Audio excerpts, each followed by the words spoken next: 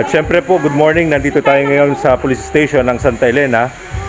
Meron po tayong mga kasama ngayon na tutulong sa paglinis dito sa Santa Elena MPS. Sila po yung grupo ng mga kababaihan. Isa po sa mga advocacy group namin dito sa Santa Elena MPS. Hindi nila walang sawang sumusuporta sa Santa Elena MPS. Sila po ay ano pong organization ninyo, ma'am?